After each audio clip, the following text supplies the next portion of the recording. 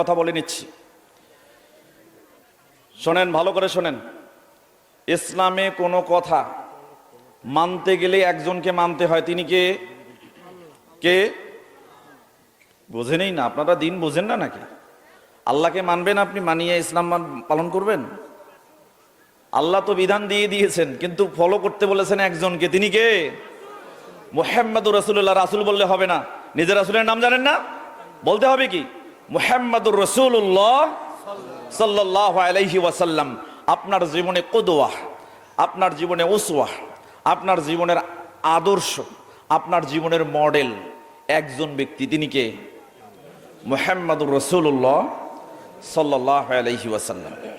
জীবনে তাকে মানতে গেলে তার কথা শুনতে হয়, তার কথা বুঝতে হয়, তার কথা পড়তে হয়। আর তার কথা পড়তে গেলে, তার কথা বুঝতে গেলে, তার কথা মানতে গেলে দলিল লাগে। কি লাগে? দলিল লাগে। দলিল ছাড়া কথা শুনতে হয় না, দলিল ছাড়া কথা মানতে হয় না, দলিল ছাড়া কথা পড়তে হয় না, দলিল ছাড়া কথা বলতেও হয় না। কথা কি বুঝতে পারছেন? এই জন্য কি লাগবে? দলিল লাগবে। আপনাদের এখানে সব থেকে চলমান এবং সব থেকে চালু বাজারের নাম কি বলেন তো? কোন বাজার? জমচৌরার বাজার। জমচৌরার বাজারে একটা দোকান বিক্রি হবে। দোকানটা লম্বায় হচ্ছে 6 হাত, প্রস্থে হচ্ছে 2 হাত, যে কোনো একটা দোকান। যেহেতু বাজার খুব জাঁকজমক, খুবই চলমান বাজার, এই চলমান বাজারে এত ছোট ছোট দোকানটারও খুব চাহিদা। তো দোকানটা এখন বরাদ্দ করা হবে। সিকিউরিটি চাওয়া হয়েছে 50,000 টাকা এবং বিক্রয় হবে 5 লাখ টাকা। এইটুক দোকানের দাম কত? 5 লাখ টাকা। কিন্তু দোকান কিনতে গেলেন, 20 জন লোক কিনতে গেছেন। কিনতে গিয়ে দেখলেন দোকানের কোনো কাগজ নাই, দলিল নাই। কে কে কিনবেন একটু হাত তুলে দেখান তো। কেউ কিনবেন না? আচ্ছা, 5 লাখ টাকা বাদ দেন, একটা শূন্য বাদ দেন, 50,000 টাকায় কে কিনবেন? কেউ নেবেন না? হায় হায়। আরো একটা শূন্য বাদ দেন, 5,000 টাকায় কে কিনবেন? 5,000 টাকায় কিনবে, 5,000 টাকায় কিনবে। দলিল নাই, কিনবেন 5,000? দলিল ছাড়া 5,000 টাকায় কিনবে। এখন শোনেন, আপনাদের মধ্যে কেউ 5,000 বাদ দিলাম, 500 টাকায় কে কিনবেন? কিনবেন? কিনবেন না। উনি 5,000 টাকায় কিনবে, কিন্তু মনে রাখেন। এখন দেখেন, দোকানটার দলিল নাই, কিন্তু বিক্রয় হবে 5,000 টাকায়, উনি কিনবে। আর আপনারা কিনবেন না কয় টাকায়? 500 টাকায়ও কিনবেন না। কেউ কেউ বলবে ফিরিয়ে দিলেও নিব না। আছে না এরকম লোক? এখন আসেন, সর্বশেষ জাহান্নাম থেকে একজন ব্যক্তিকে বের করে নিয়ে আসা হবে। হাদিস আসছে সহিহ মুসলিম, কেতাবুল ঈমান, ঈমান সংক্রান্ত একটা অধ্যায় রয়েছে। বাবু আখিরে আহলেন নারে খুরুজান, সর্বশেষ জাহান্নাম থেকে বের করা ব্যক্তি সংক্রান্ত একটা অনুচ্ছেদ রচনা করেছেন ইমাম নববী রাহিমাহুল্লাহ। ফুয়াদ আব্দুল বাকি তাখরিজকৃত হাদিস নাম্বার 186। আব্দুল্লাহ ইবনে মাসউদ রাদিয়াল্লাহু তাআলা আনহু থেকে বর্ণিত, তিনি বলেন, সর্বশেষ একজন ব্যক্তিকে জাহান্নাম থেকে বের করে আনা হবে। আনার পরে আল্লাহ সুবহানাহু ওয়া তাআলা বলবেন, ইজহাব ফাদখুলিল জান্নাহ, যাও জান্নাতে প্রবেশ করো। লোকটা জান্নাতে চলে যাবে, গিয়ে দেখবে জান্নাত লোকে পরিপূর্ণ হয়ে গেছে। তখন লোকটা দেখবে যে ওখানে ঢোকার মতো কোনো জায়গা নাই, দাঁড়ানোরও জায়গা নেই। ফিরে আসবে, এসে আল্লাহকে বলবে, আল্লাহ আপনি এমন জান্নাতে পাঠালেন যে জান্নাতে থাকার বা দাঁড়ানোর কোনো জায়গা নেই। তখন আল্লাহ তাকে দ্বিতীয়বার বলবেন, যাও ইজহাব ফাদখুলিল জান্নাহ, যাও তুমি জান্নাতে প্রবেশ করো। লোকটা দ্বিতীয়বার যাবে, যাওয়ার পরে দেখবে যে পূর্বে যেভাবে দেখেছিল তার চাইতে আরো জনাকীর্ণ অবস্থা, একেবারে দাঁড়ানোর জায়গা নেই। লোকটা ফিরে আসবে, এসে বলবে, আল্লাহ আপনি আমাকে এমন জান্নাতে প্রেরণ করলেন যে জান্নাতে মানুষ তো দূরের কথা, কোনো ছোট্ট প্রাণী দাঁড়ানোর জায়গা নেই। তখন আল্লাহ তাকে বলবেন, যাও যাও ইজহাব ফাদখুলিল জান্নাহ, যাও জান্নাতে প্রবেশ করো। ইন্না লাকা মিসলাদ দুনিয়া ওয়া আশারাতা আমসালিহা, যাও ওই জান্নাতে তোমাকে দুনিয়া সমপরিমাণ এবং এর 10 গুণ জান্নাত আমি আল্লাহ দিয়ে দিলাম। সর্বশেষ জাহান্নাম থেকে বের হওয়া ব্যক্তি যদি দুনিয়াটার 10 গুণ জান্নাত জান্নাতে পেয়ে যায়, তাহলে যারা পূর্ব থেকে জান্নাতে যাবে তারা কত বড় জান্নাত পাবে? আমার কথা সেটা নয়। সর্বশেষ জাহান্নাম থেকে বের হওয়া ব্যক্তি দুনিয়াটার 10 গুণ জান্নাত পেল। আপনি দুনিয়াতে 5 হাত বাই 2 হাত একটা জায়গা দোকান বরাদ্দ নিবেন না, কিনবেন না, কেন? দলিল নাই। তাহলে দুনিয়ার 10 গুণ জান্নাত পাওয়ার জন্য, এত বড় জায়গা পাওয়ার জন্য, এই জায়গা যাওয়ার জন্য আমল করবেন, দলিল লাগবে কি লাগবে না? এজন্য জান্নাতে যেতে গেলে, আমল করতে গেলে, ইসলাম মানতে গেলে দলিল লাগে। কথা কি বুঝতে পারছেন? দলিল চুরি হওয়া শুরু হয়েছে 1250 বছর আগে। 1250 বছর আগে, তাহলে ইসলামের বয়স ধরেন 1400 বা 1450 বছর। যে ইসলাম আমরা বিশ্বনবী মুহাম্মদুর রাসূলুল্লাহ সাল্লাল্লাহু আলাইহি সাল্লামের মাধ্যমে মানতেছি, তার দলিল চুরি হওয়া শুরু হয়েছে 1250 বছর আগে থেকে। এজন্য আব্দুল্লাহ ইবনে মুবারক রাহিমাহুল্লাহ 118 হিজরিতে জন্মগ্রহণ করেছেন, 181 হিজরিতে ইন্তেকাল করেছেন। আজ থেকে প্রায় 1300 বছর আগে তিনি ওই সময়ে বলেছেন, দেখেন কি কথা বলেছেন। শারাফু আসহাবিল হাদিস 77, 78, 81 নম্বর আসার তিনি ওখানে উল্লেখ করেছেন, আল ইসনাদু মিনাদ্দিন, সনদ, দলিল, প্রমাণ, হাদিসের বর্ণনা সূত্র, ঘটনার বর্ণনা সূত্র, এটা হচ্ছে দিন, ধর্ম, ইসলামের একটা অংশ। আল ইসনাদু মিনাদ্দিন, সনদেই হচ্ছে দিনের অংশ।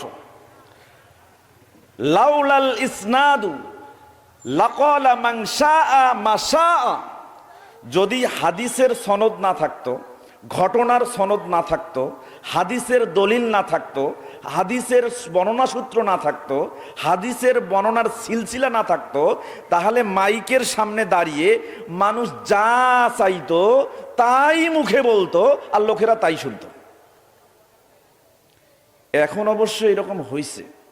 1250 বছর আগেকার সেই চোরেরা এখনো ওই চোরেরা মাহফিলের স্টেজগুলোতে কেন ঘোরে এটা আমি জানি না। কেন ঘোরে আমি জানি না। কি ঘটনা বলে, কোথা থেকে বলে, কোন দলিলের ভিত্তিতে বলে, আর কোন পাগলে বসে শোনে, এইটা আমার বোধগম্য নয়, আমার বোধগম্য নয়। দেখেন, ভালো করে শোনেন। আর একজন ব্যক্তি আছে, সুফিয়ান সাউরি রাহিমাহুল্লাহ 97 হিজরিতে জন্মগ্রহণ করেছেন, 161 হিজরিতে ইন্তেকাল করেছেন। আমার কথাগুলো কি বুঝতে পারতেছেন? খারাপ লাগতেছে? পেছনের ছেলেগুলো কি খারাপ লাগতেছে? না বুঝলে বলবেন। 1250 বছর আগে সুফিয়ান সাউরি রাহিমাহুল্লাহ তিনি বলেছেন, কি বলেছেন? আল ইসনাদুস সালাহুল মুমিন, ইসনাদ, সনদ, দলিল এগুলো হচ্ছে মুমিনের অস্ত্র।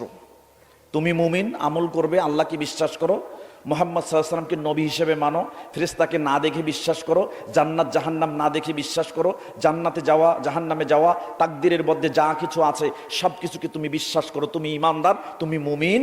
মনে রেখো, তোমার দলিল হচ্ছে অস্ত্র, দলিল হচ্ছে তোমার অস্ত্র। ফাইজা লাম ইয়াকুন ইনদাহু সালাহুন, যদি কোনো ব্যক্তির কাছে এই অস্ত্র না থাকে, ফাবি শাইইন ইউকাতিলু, অস্ত্রই যদি না থাকে তাহলে সে কি দিয়ে যুদ্ধ করবে? যুদ্ধ করার মতো আছে? আছে? তোমার অস্ত্রই নাই, তুমি যুদ্ধ করবে কি দিয়ে? এই জন্য আপনাদের মতো যারা কিছু দর্শক আছে, পাগলের মতো বসে হা হয়ে বক্তা কি বলে এরা পাগলের মতো চাতক পাখির মতো শোনে, অস্ত্র নিজেরও নাই, বক্তারও নাই। কি আশ্চর্য! কি দিন পালন করেন আমার জানা নেই, কি দিন পালন করেন। এজন্য মূলনীতি শোনেন, ভালো করে শোনেন। একজন বিখ্যাত তাবি মুহাম্মদ ইবনে সিরিন রাহিমাহুল্লাহ 33 হিজরিতে জন্মগ্রহণ করেছেন, 110 হিজরিতে ইন্তেকাল করেছেন। তার মানে বোঝা গেল আজ থেকে প্রায় 1250-1300 বছর আগেকার তিনি কথা বলেছেন। সহিহ মুসলিমের মুকাদ্দামা অংশের মধ্যে এসেছে, মিশকাতুল মাসাবি কিতাবুল ইলম বিদ্যা সংক্রান্ত একটি অধ্যায়, আল ফাসলুস সালিস, তৃতীয় পরিচ্ছেদ, 273 নম্বর হাদিস। মুহাম্মদ ইবনে সিরিন রাহিমাহুল্লাহ তিনি বলেন, ইন্না হাজাল ইলমা দীনুন, এই যে ইলমের কথা বলছি, এই যে জ্ঞানের কথা বলছি, এই যে কোরআন হাদিসের কথা বলছি, এটাই হচ্ছে দ্বীন, এটাই হচ্ছে ধর্ম, এটাই হচ্ছে জীবন ব্যবস্থা, এটাই হচ্ছে ইসলাম।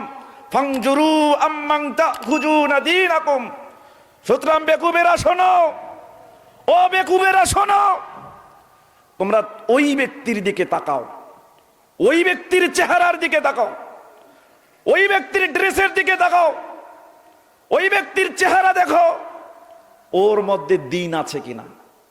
যদি দিন থাকে তবে কথা শোনো, দিন নাই ওর কথা শোনা যাবে না।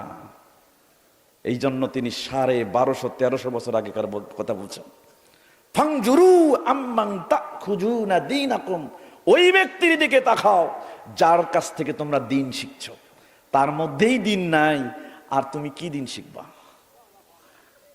সম্মানিত উপস্থিতি, খুব সাবধান, ইসলাম এত সহজ জিনিস না। বাপ একটা ইসলাম দিয়ে গেছে, মানলেন, ওই ইসলাম নিয়ে জান্নাতে যেতে পারবেন না। নিজের মা গর্ভস্থ থেকে আপনাকে জন্মদান করেছেন, মা একটা দিন দিয়ে গেছে, ধর্ম দিয়ে গেছে, এটা মেনে জান্নাতে যাবেন, জান্নাতে যেতে পারবেন না। নিজের ভাই আপনাকে ভালোবেসে দিন ধর্ম দিয়ে গেছে, এটা পালন করে জান্নাতে যেতে পারবেন না। বোন ভালোবেসে দিন দিয়ে গেছে, এটা পালন করে আপনি জান্নাতে যাবেন, এমনটা মনে করিয়েন না। হুজুরকে খুব ভালোবাসেন, সম্মান করেন, শ্রদ্ধা করেন, মসজিদের ইমাম আপনাকে দেখলে খুব আবেগতাড়িত কণ্ঠে ডাক দিয়ে বলে, মায়া করে, স্নেহ করে, ভালোবাসা দেয়, আপনিও তাকে সম্মান সর্বত্র সমাদর করে থাকেন।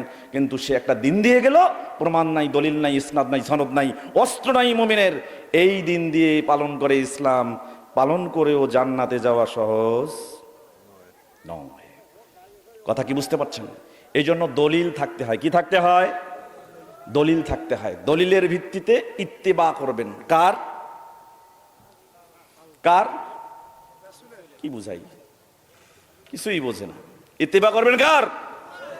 মুহাম্মদুর রাসূলুল্লাহ সাল্লাল্লাহু আলাইহি সাল্লাম। কিভাবে ইত্তেবা করবেন একটু বলবো?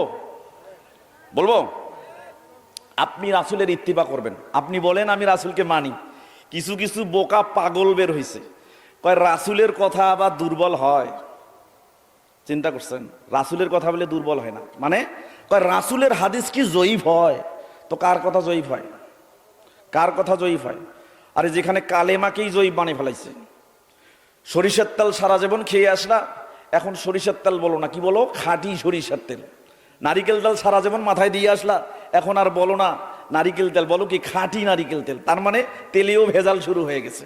তো তেলে যখন ভেজাল শুরু হয়ে গেছে, ধর্মের মধ্যে যখন তেল দিয়ে তোমাকে ইসলাম দিয়ে, তেল মেরে মেরে ইসলাম দিয়ে নিজের ক্ষমতাকে ধরিয়ে রাখে, ইমাম সাহেব মসজিদ ইমামতিত্ব করে যাবে, তাহলে বুঝবে ওই তেলের মধ্যেও ভেজাল তেল ঢুকে গেছে। কি দিয়ে বোঝাই? ইসলামও এখন তেলে চলে। তেল মেরে মেরে ইমাম সাহেব ইমামতিত্ব টেকে রেখেছে, তেল মেরে মেরে কমিটি ইমামের সাথে থেকে সারা বছর কমিটি থাকে, তেল মেরে মেরে মুসল্লি, তারাও এখন ইসলাম মানে হুজুর আমাদের যা বলে তাই ঠিক। বেকুব, ফিরে এসো। ইসলাম এত সহজ জিনিস না, খুবই সহজ।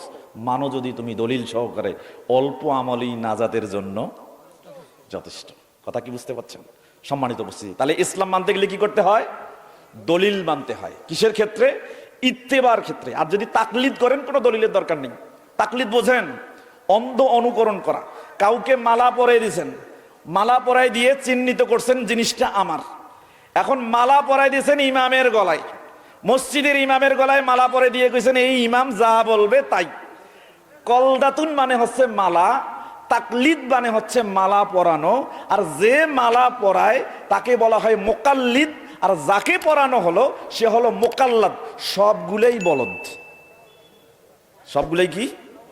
বলদ। আপনি বলেন আমার ইমাম যা বলে ওইটাই ঠিক, ইমামের কথা ছাড়া আর পৃথিবীর কারো কথা শুনতে রাজি নই, তার মানে আপনি বলদ।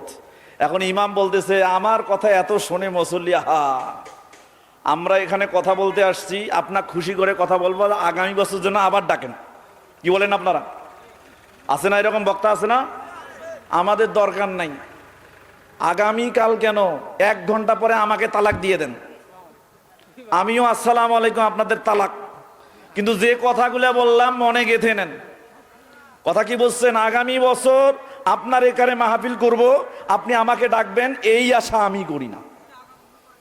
কিন্তু কিছু হুজুর আছে যারা এইরকম তেল মেরে মেরে ইসলামটাকে তেলের ইসলাম বানাই দিছে। আল্লাহ এদের থেকে আমাদের মুক্ত থাকার তৌফিক দান করুন সকলে বলে আমিন। আপনি রাসূলকে মানবেন, কিভাবে মানবেন? সাহাবা ইকরাম যেভাবে মেনেছেন। কিভাবে? একটু দলিল দিচ্ছি, কথা বলবেন না পেছনে।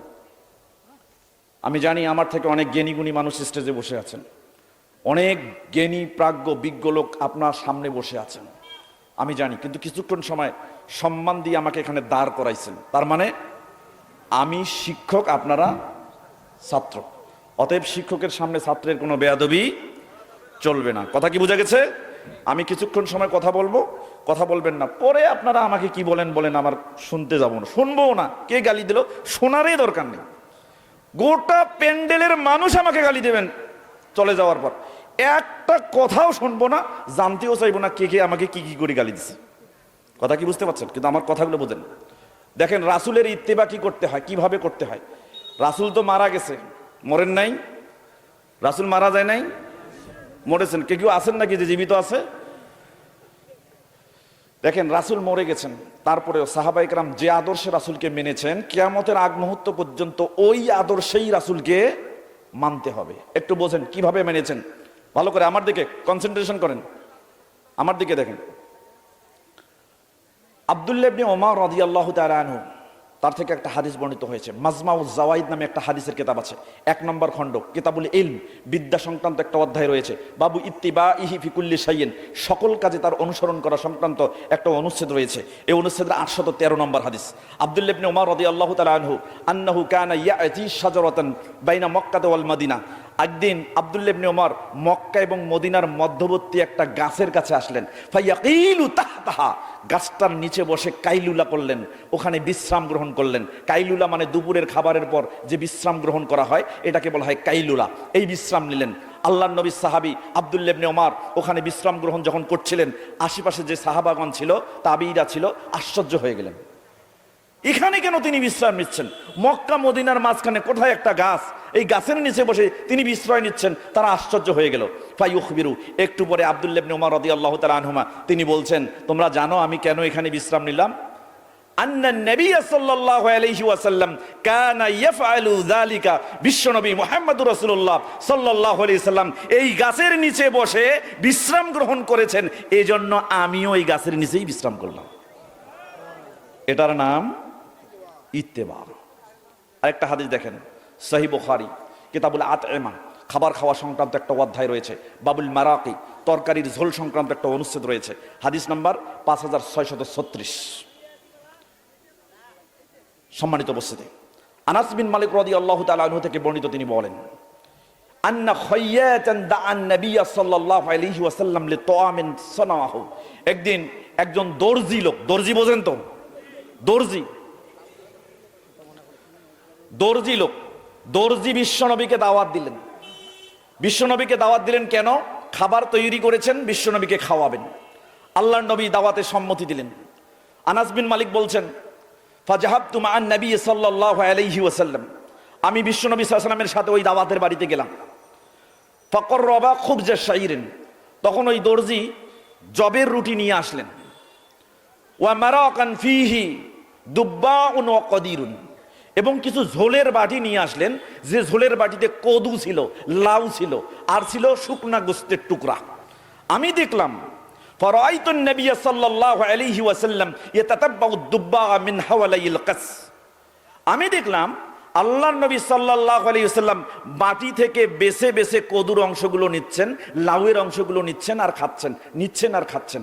ওই যে আমি নবীকে দেখলাম লাউ খাওয়া, কদু খাওয়া, ফালাম আজহাল উহিব্বুদ দুব্বা বাদা ইয়াউমাইজিন, সেই দিন থেকে আমি আনাস বিন মালিক রাদিয়াল্লাহু তাআলা আনহু আমার জীবনে লাউ খাওয়া, কদু খাওয়াকে পছন্দনীয় করে নিলাম। রাসূল কদু খেয়েছেন, এই জন্য সাহাবায়ে কেরাম কদু খাওয়া পছন্দনীয় করে নিয়েছেন। এর নাম কি? ইত্তেবা। আরেকটা হাদিস দেখেন, সহিহ বুখারী, কিতাবুল লিবাস, পোশাক পরিচ্ছদ সংক্রান্ত একটা অধ্যায় রয়েছে। বাবু খাতামিল ফিদ্দা, রৌপের আংটি সংক্রান্ত একটা অনুচ্ছেদ রয়েছে। হাদিস নাম্বার 5866। আব্দুল্লাহ ইবনে ওমর রাদিয়াল্লাহু তাআলা আনহুমা থেকে বর্ণিত, তিনি বলেন, আন্না নবী সাল্লাল্লাহু আলাইহি ওয়াসাল্লাম ইত্তাখাযা খাতামান মিনাজ যাহাবি বিল ফিদ্দা, একদিন বিশ্বনবী একটা রৌপ অথবা স্বর্ণ যে কোনো একটা আংটি হাতের মধ্যে পরলেন। নাক্কাশা ফিহি মুহাম্মাদুর রাসূলুল্লাহ, আংটির মধ্যে নকশা করে লেখা ছিল মুহাম্মাদুর রাসূলুল্লাহ। এই আংটিটা বিশ্বনবী পরেছেন। সাহাবায়ে কেরাম দেখলেন আল্লাহর নবী আংটি পরেছেন, স্বর্ণের আংটি, সেখানে এরকম লেখা। তখন কি করলো? ফাত্তাখাযান নাসু মিসলাহু, তখন সাহাবায়ে কেরামও ওই আল্লাহর নবীর মতো আংটি তারাও নিয়ে আঙ্গুলে পরা শুরু করে দিলেন। ফালাম্মা রাআহু নবী সাল্লাল্লাহু আলাইহি ওয়াসাল্লাম ক্বাদ ইত্তাখাযুহা, যখন বিশ্বনবী সাল্লাল্লাহু আলাইহি ওয়াসাল্লাম দেখলেন সাহাবায়ে কেরাম তারাও তাকে অনুসরণ করে তার মতো আংটি তারাও পড়ছে, তখন আল্লাহর নবী সাল্লাল্লাহু আলাইহি ওয়াসাল্লাম আংটিটা খুললেন, ফারমা বিহি, এবং আংটিটা ফেলে দিলেন। ফেলে দেওয়ার পরে বললেন, লা আলবাসুহু আবাদা, তোমরা আর কখনো এই আংটি পরো না। সুম্মা ইত্তাখাযান নবী সাল্লাল্লাহু আলাইহি ওয়াসাল্লাম খাতামাল ফিদ্দা, এরপর একদিন আল্লাহর নবী সাল্লাল্লাহু আলাইহি ওয়াসাল্লাম একটা রূপার আংটি নিলেন, রূপার আংটি নিয়ে আঙ্গুলের মধ্যে পড়লেন। যখন সাহাবায়ে কেরাম দেখলেন আল্লাহর নবী রূপার আংটি পরেছে, তখন সাহাবায়ে কেরাম করলেন ফাত্তাখাযান নাসু খাওয়াতিমাল ফিদ্দা, তখন সাহাবায়ে কেরামও রূপার আংটি নিলেন, আঙ্গুলে পরা শুরু করে দিলেন। প্রথমে নবী সাল্লাল্লাহু আলাইহি ওয়াসাল্লাম সোনার আংটি পরেছেন, সাহাবায়ে কেরাম পরেছে। আল্লাহর নবী সোনার আংটি খুলে ফেলে দিয়েছেন, সাহাবায়ে কেরাম খুলে ফেলে দিয়েছে। এরপর আল্লাহর নবী আবার রূপার আংটি নিয়ে আঙ্গুলে পড়লেন, সাহাবায়ে কেরামও রূপার আংটি নিয়ে আঙ্গুলে পড়লেন। এর নাম ইত্তেবা। কি করে বোঝাই? নবীকে এভাবে মানতে হয়, তোমাকে কি করে বোঝাবো? এই ছেলে, কি করে তোমাকে বোঝাবো? নবীকে এভাবে মানতে হয়। তুমি যুবক বোঝো না? এই মুহূর্তে শিরক এবং বেদাতের বিরুদ্ধে কথা বলার জন্য তোমাকে দাঁড়াতে হবে। তোমার বাপ তো বুঝেই না, তোমার দাদা তো একেবারেই জানে না, তোমাকে যে বুঝতে হবে, তুমি বোঝো না? বোঝো। সহিহ ইবনে খুজাইমা নামে একটা হাদিসের কিতাব আছে, আবওয়াব জিমাউ আবওয়াবিস সালাতি আলাল বাসত, প্রশস্ত জায়গার উপরে সালাত আদায় করা সংক্রান্ত অধ্যায় সমীর একটা শিরোনাম পাবেন। 411 নম্বর অনুচ্ছেদের 1017 নম্বর হাদিস। আবু সাঈদ আল খুদরি রাদিয়াল্লাহু তাআলা আনহু থেকে বর্ণিত, তিনি বলেন রাসূল সাল্লাল্লাহু আলাইহি ওয়াসাল্লাম একদিন সালাত আদায় করতেছিলেন। তারা বলছেন আন্নান নবী সাল্লাল্লাহু আলাইহি ওয়াসাল্লাম কানা ইউসাল্লি, একদিন আল্লাহর নবী সালাত আদায় করতেছিলেন। তো সালাত আদায় করতেছিলেন জুতা পায়ে দিয়ে। কি পায়ে দিয়ে? খারাপ লাগতেছে? এই ছেলে, এই ওই পেছনে ছেলেটা ওই যে কথা বলতেছে, একটু আশেপাশে আপনারা তাকায় দেখবেন। স্থির হয়ে কথা না শুনলে বক্তার কথা বলা সমস্যা হয়ে যায়। কথা কি বুঝতে পারছেন? ইহুদি খ্রিস্টানরা কথা শুনে হেলে দুলে, ইহুদি খ্রিস্টানরা কথা শুনে ঠেস দিয়ে, ইহুদি খ্রিস্টানরা কথা শুনে শুয়ে শুয়ে, আর মুসলিম মুমিন কথা শুনে স্থির হয়ে বসে অথবা দাঁড়িয়ে। কথা কি বুঝতে পারছেন? আল্লাহ সুবহানাহু ওয়া তাআলা আমাদেরকে স্থির হয়ে কথা শোনার তৌফিক দান করুন, সকলে বলি আমিন। আবু সাঈদ আল খুদরি রাদিয়াল্লাহু তাআলা আনহু বলছেন আন্নান নবী সাল্লাল্লাহু আলাইহি ওয়াসাল্লাম কানা ইউসাল্লি, একদিন বিশ্বনবী সাল্লাল্লাহু আলাইহি ওয়াসাল্লাম সালাত আদায় করতেছিলেন। সালাত আদায় করতে করতে করতে ফাখালা আনা আলাইহি, তিনি তার পায়ের জুতা সালাতের মধ্যেই খুলে ফেললেন। পায়ের জুতা সালাতের মধ্যেই খুলে ফেললেন। যখন পায়ের জুতা সালাতের মধ্যে খুলে ফেললেন, পেছনে সাহাবায়ে কেরাম আল্লাহর নবীর ইক্তেদায় সালাত আদায় করতেছিল। সাহাবায়ে কেরাম দেখলেন আল্লাহর নবী জুতা খুলে ফেলেছেন। ফাখালা আন-নাসু নিআলাহুম, লোকেরাও তাদের পায়ের জুতা খুলে ফেলল। ফালাম্মা ইনসারাফান নবী সাল্লাল্লাহু আলাইহি ওয়াসাল্লাম, যখন বিশ্বনবী সাল্লাল্লাহু আলাইহি ওয়াসাল্লাম সালাত শেষ করলেন, সালাত শেষ করার পরে বললেন লিমা খালাতুম নিআলাকুম, আচ্ছা আমি জুতা খুলেছি ঠিক আছে, তোমরা জুতা খুললে কেন? তোমরা কেন জুতা খুলেছ? সাহাবায়ে কেরাম এক বাক্যে জবাব দিলেন। দেখেন, কোনো লজিক নাই, কোনো যুক্তি নাই, কোনো সায়েন্স নাই, কোনো তর্ক নয়, কোনো বিতর্ক নাই, এক বাক্যে এক কথায় জবাব দিয়েছে। তারা বলছে ক্বালু রাআইনাকা খালাতা ফাখালানা ইয়া রাসূলুল্লাহ, আল্লাহর নবী আমরা আপনাকে খুলতে দেখেছি, এজন্য আমরাও খুলেছি, এখানে যুক্তির কোনো দরকার নেই। বুঝাইতে পারিনি মনে হয়। সাহাবায়ে কেরাম সালাতের মধ্যে জুতা খুললেন কেন? নবী খুলেছেন তাই। এটার নাম কি? ইত্তেবা। সম্মানিত উপস্থিতি, আরেকটা হাদিস দেখেন, আবু দাউদ কিতাবুস সালাত, সালাত সংক্রান্ত একটা অধ্যায় রয়েছে, বাবুল ইমামি ইউকাল্লিমু রাজুলা ফি খুতবাতিহি, খুতবার মধ্যে ইমাম ব্যক্তির সাথে কথা বলে সংক্রান্ত একটা অনুচ্ছেদ রয়েছে, 1091 নম্বর হাদিস। জাবির রাদিয়াল্লাহু তাআলা আনহু থেকে বর্ণিত, তিনি বলেন ফালাম্মা ইস্তাওয়ান নবী সাল্লাল্লাহু আলাইহি ওয়াসাল্লাম আলাল মিম্বার, একদিন বিশ্বনবী সাল্লাল্লাহু আলাইহি ওয়াসাল্লাম জুমার দিন খুতবা দেওয়ার জন্য মেম্বারে উঠলেন। মেম্বারে যখন উঠলেন, উঠেই প্রথম কথা বললেন ইজলিসু, লোকেরা বসে যাও, বসে যাও, বসে যাও। আব্দুল্লাহ ইবনে ওমর রাদিয়াল্লাহু তাআলা আনহু এবং আব্দুল্লাহ ইবনে মাসউদ রাদিয়াল্লাহু তাআলা আনহু, তিনি মসজিদে ঢুকতেছেন। যখন আব্দুল্লাহ ইবনে মাসউদ রাদিয়াল্লাহু তাআলা আনহু শুনলেন আল্লাহর নবী বললেন ইজলিসু, তিনি দরজা এখনো ভিতরে পা দেন নাই, দরজার সামনে শুধু গিয়ে ভিতরে ঢুকবেন। যখন আল্লাহর নবী বললেন ইজলিসু, তোমরা বসো, ফাজালাসা ইবনু মাসউদিন আলা বাবিল মসজিদ, দরজার সামনেই, সামনে ফাঁকা জায়গা ছিল, দরজার সামনেই আব্দুল্লাহ ইবনে মাসউদ বসে বললেন। ফারাআহু নবী সাল্লাল্লাহু আলাইহি ওয়াসাল্লাম, নবী করিম সাল্লাল্লাহু আলাইহি ওয়াসাল্লাম তাকে দেখলেন যে তিনি সামনে ফাঁকা জায়গা আছে কিন্তু ওখানেই বসে গেছেন। তখন আল্লাহ নবী সাল্লাল্লাহু আলাইহি ওয়াসাল্লাম বললেন, তাআল ইয়া আব্দুল্লাহ ইবনে মাসউদ, হে আব্দুল্লাহ ইবনে মাসউদ, তুমি ভিতরে আসো, ভিতরে এসে বসো। তখন আব্দুল্লাহ ইবনে মাসউদ উঠলেন এবং ভিতরে গিয়ে বসলেন। এটা নাম ইত্তেবা। কি দিয়ে বুঝাবো? যারা হজ করেছেন বুঝেন, হাজরে আসওয়াদ কি করতে হয়? চুম্বন করতে হয়। জানেন না এটা আপনারা? হাজরে আসওয়াদে চুম্বন করতে হয়। ওমর ইবনুল খাত্তাব রাদিয়াল্লাহু তাআলা আনহু হজের সময় হাজরে আসওয়াদের সামনে চুম্বন করতে যাচ্ছেন। হাদিস আসছে কোথায়? সহিহ বুখারী, কিতাবুল হজ, হজ করা সংক্রান্ত একটা অধ্যায় রয়েছে। বাবু মা যুকিরা ফিল হাজরিল আসওয়াদ, হাজরে আসওয়াদ সম্পর্কে যা বর্ণিত হয়েছে সংক্রান্ত একটা অনুচ্ছেদ রয়েছে। হাদিস নাম্বার 1597, 1605, 1610, তিনটা হাদিস সারমর্ম এক। ওমর ইবনুল খাত্তাব রাদিয়াল্লাহু তাআলা আনহু থেকে বর্ণিত, তিনি বলেন, আন্নাহু জাআ ইলাল হাজরিল আসওয়াদ, তিনি হাজরে আসওয়াদের নিকট আসলেন। ফাকাব্বালাহু, হাজরে আসওয়াদকে চুম্বন করলেন। চুম্বন করার পরে পাথরের সামনে তিনি কথা বলতেছেন, পাথরের সামনে দাঁড়িয়ে কথা বলতেছেন। কি বলতেছেন দেখেন, পাথরকে বলতেছেন, ইন্নী লাউ রাআইতু ইন্নী লা আ'লামু আন্নাকা হাজারুন, ও হাজরে আসওয়াদ, নিশ্চয়ই আমি জানি তুমি একটা পাথর। লা তাদুরু ওয়া লা তানফাউ, তুমি ক্ষতিও করতে পারো না, উপকারও করতে পারো না, তোমার কোনো ক্ষমতা নেই।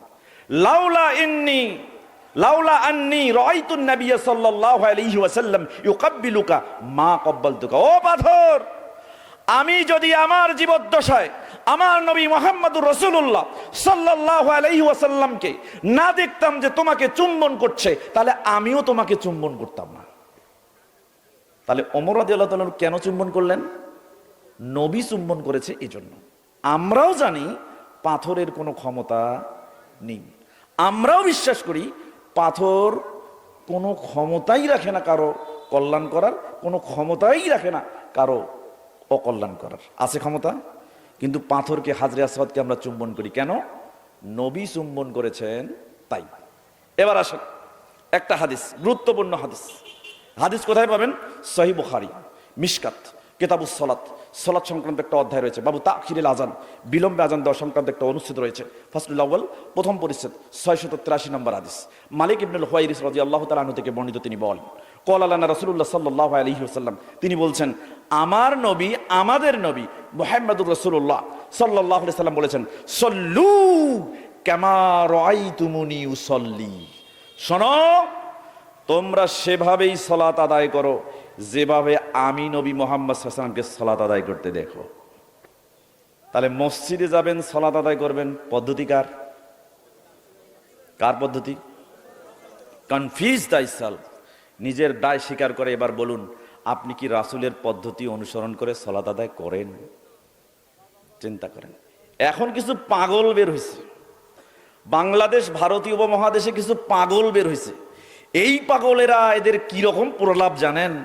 আরে তোমরা জানো রাসূলের সালাত দেখে সালাত আদায় করতে হবে, তা তুমি কি রাসূলের সালাত দেখেছো? তুমি কি রাসূলের সালাত দেখেছো? রাসূলকে দেখেছো রাসূল কোথায় হাত বেঁধেছে?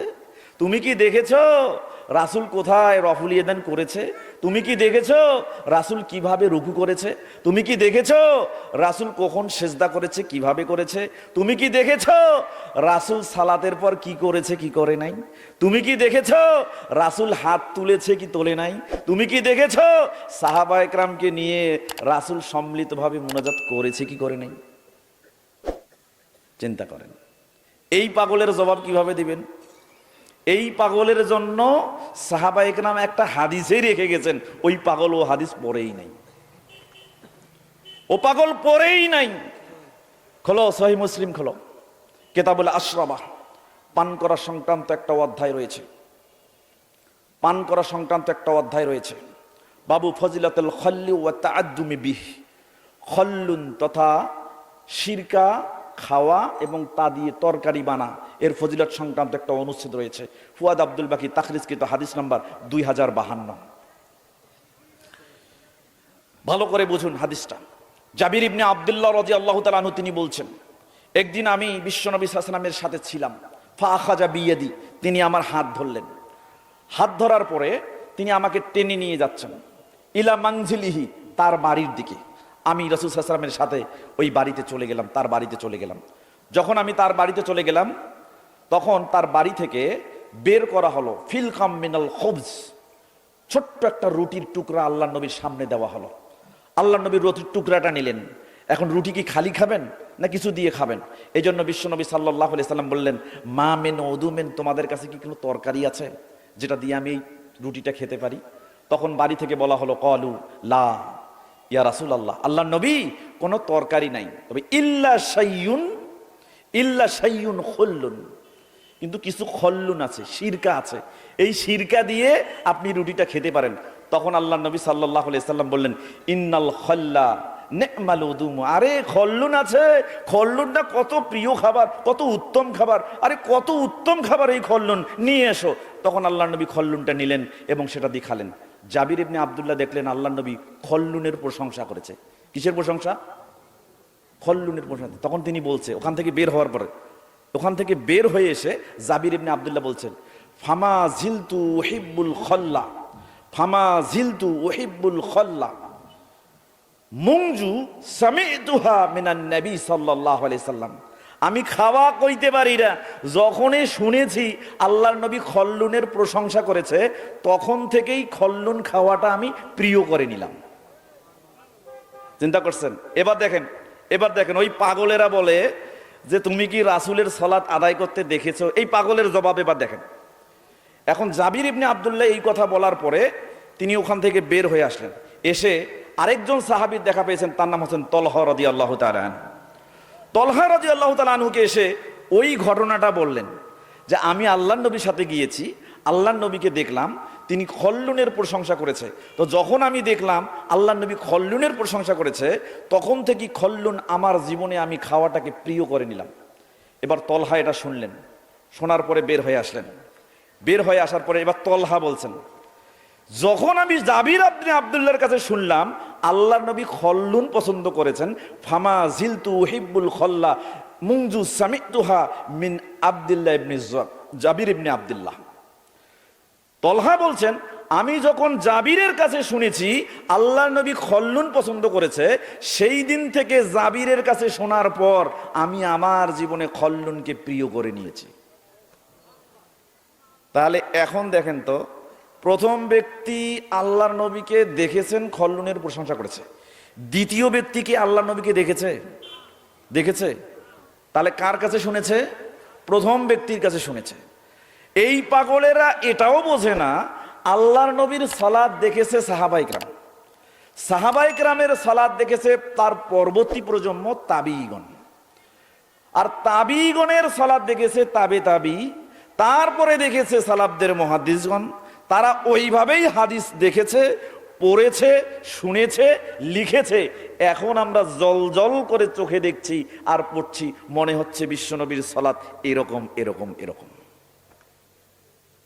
তাহলে কি আর রাসূলের সালাত স্পষ্টভাবে রাসূলকেই দেখতে হবে? এই পাগল এটাও বোঝে না। সিলসিলা যতদিন যাবে, প্রমাণ এবং সনদের ভিত্তিতে যতদিন মানুষ জানবে, ইসনাদের ভিত্তিতে বিশ্বনবী মুহাম্মদুর রাসূলুল্লাহ সাল্লাল্লাহু আলাইহি ওয়াসাল্লাম এই আমল করেছে, কোথায় করেছে, কিভাবে করেছে, কেমনে করেছে, কোথায় মজুদ আছে, প্রমাণ কি, দলিল কি, সনদ কি, স্পষ্টভাবে যদি প্রতীয়মান হয় বিশ্বনবীর এটা আমল, তাহলে আর নবীকে সশরীরে দেখতে হবে না, নিজের চোখে দেখতে হবে না, দলিলের ভিত্তিতেই ইসলাম মানতে হবে। এটাই রাসূলকে দেখা। কথা কি বুঝতে পারছেন সম্মানিত উপস্থিতি? এই জন্য সনদ বুঝতে হয়, দলিল বুঝতে হয়, দলিল বুঝে আমল করতে হয়। ইসলাম এত সহজ বিষয় নয়। আবার খুব সহজেই অল্প আমল করে ইসলাম মেনে জান্নাতে যাওয়ার টিকিটও খুব সহজেই লাভ করা যায়। কি দিয়ে আপনাকে বোঝাবো, কি দিয়ে বোঝাবো? এখন আপনি এই পর্যায়ে এসে মসজিদে সালাত আদায় করবেন, মসজিদের মেম্বারে দাঁড়িয়ে কথা বলবেন। কোন পদ্ধতিতে কথা বলবেন? রাসূলের পদ্ধতি। কোন পদ্ধতিতে? রাসূলের পদ্ধতিতে। রাসূলের পদ্ধতিতে মেম্বারে দাঁড়িয়ে কথা বলবে। এ পর্যন্ত সুদখোর একজন সভাপতি, গাঁজাখোর মুসল্লি, বিড়িখোর সাধারণ পাবলিক, সেক্রেটারি গাঁজা, মদ, ইয়াবা, ফেন্সিডিল, সুদ, ঘুষ, মাদক কোনোটাই বাদ দেয় না, ব্যবসাও করে। আছে না এরকম? আছে। কিন্তু মেম্বারে দাঁড়িয়ে যখন ইমাম সাহেব বলে মদ হারাম, সুদ হারাম, সব কিছুই হারাম, সব কোরআনের দলিল দিয়ে বলে। এত প্রভাবশালী সভাপতি, এত প্রভাবশালী সেক্রেটারি, এত মালখোর মহাজন, এত মালখোর প্রভাবশালী, শক্তিশালী, ক্ষমতাশালী, কত শালী, মেলা শালী, হাজার শালী, এই শালীরা বসে বসে খুতবা শোনে, কিন্তু কোনো শালীর ক্ষমতা নাই ইমামকে বলে তুমি এই কথা বলো না, চুপ করো। কেন? সত্য কথা বলতে জবান একটাই যথেষ্ট। কয়টা যথেষ্ট? একটাই যথেষ্ট। এক জবানে সত্য কথা বললে হাজার জবানে বিড়ি টানা ব্যক্তি, হাজার জবানে মাল খাওয়া ব্যক্তি, হাজার শালীরা সামনে বসে থাকবে, কারো বাবারও ক্ষমতা নাই কিয়ামত পর্যন্ত ইমামের কথার প্রোটেস্ট করে।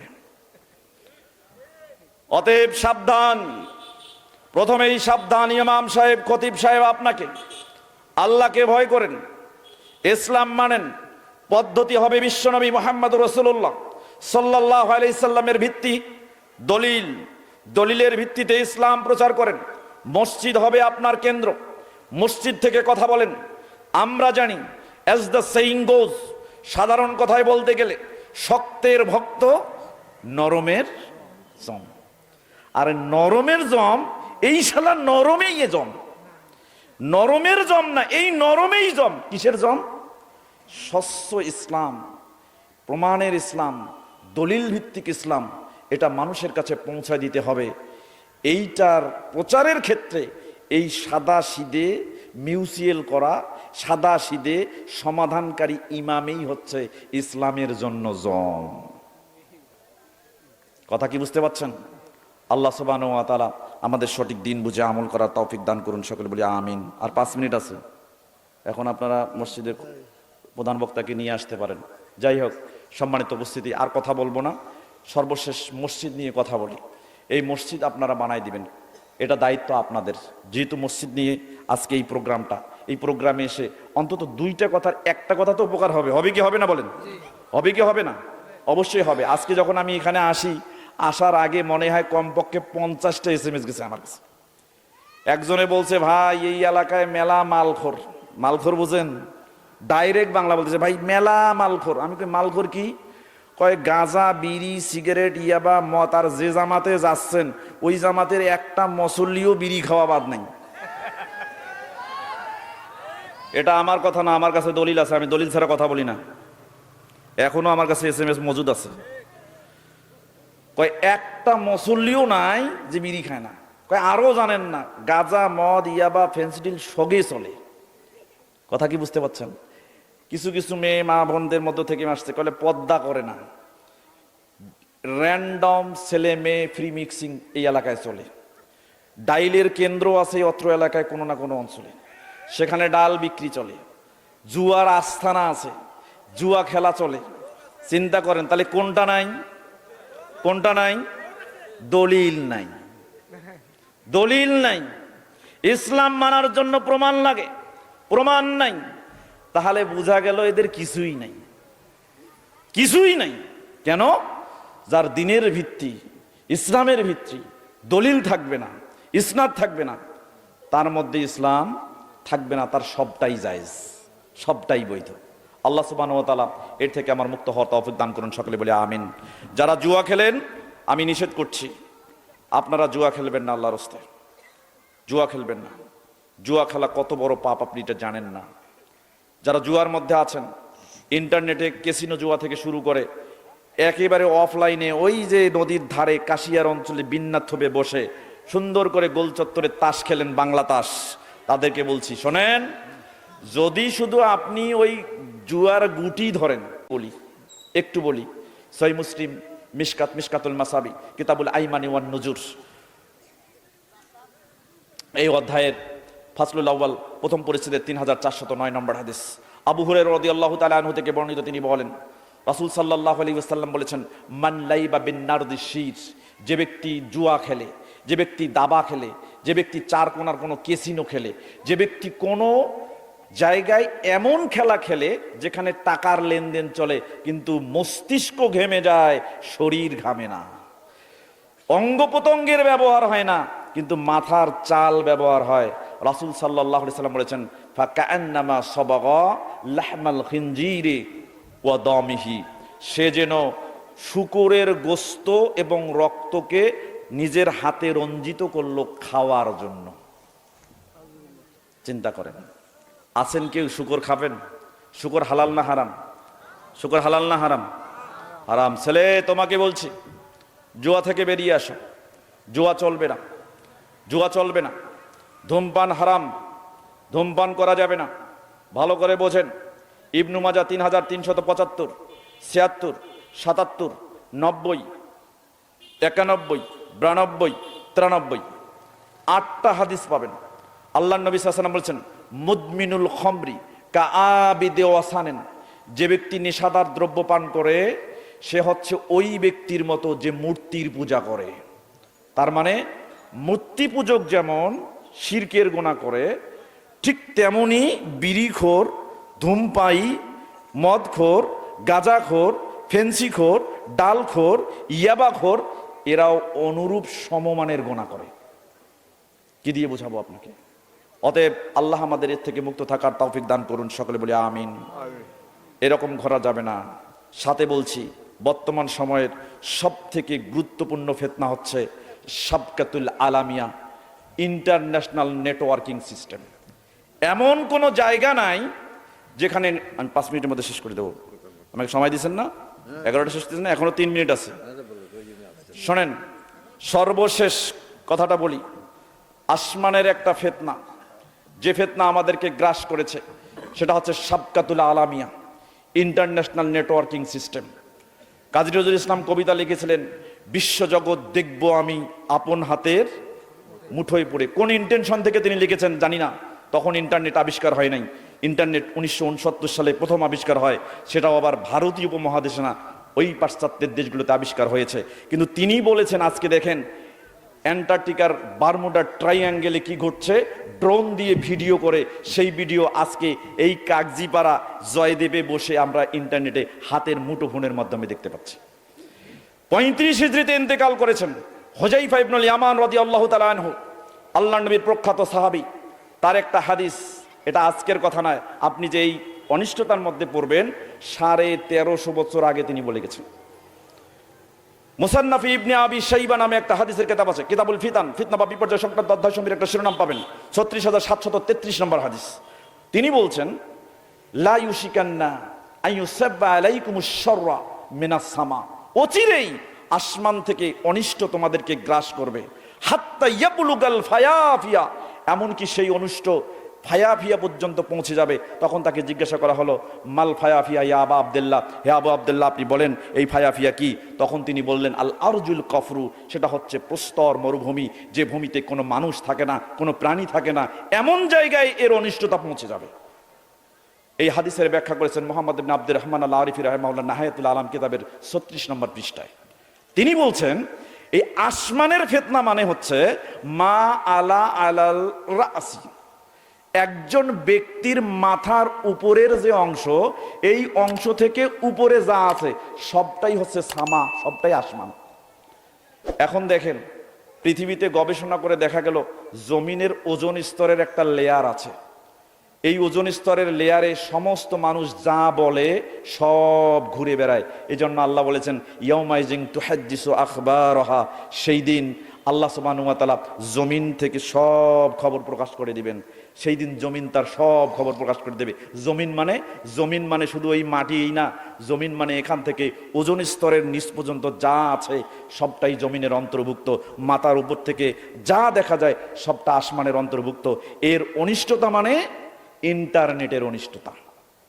অতএব ছেলে মেয়ে, তোমাকে বলছি, তোমরা যে গোপনে ফেসবুক, টুইটার, ইনস্টাগ্রামে চেটিং করছো, বন্ধু বান্ধবীর সাথে, বান্ধবী বন্ধুর সাথে চেটিং করে, ডেটিং করে গোপন অভিসারে মিলিত হবে 14ই ফেব্রুয়ারিতে, তোমাকেই বলছি, তুমি একটা মেয়ের নগ্ন ছবি মেসেঞ্জারে নিয়ে বাথরুমে গিয়ে মাস্টার ব্রেড করে হস্তমৈথুন করে বীর্যস্খলন করছ। যুবক, তোমাকেই বলছি, তুমি কি তোমার বাপের সামনে বীর্যস্খলন করতে পারবে?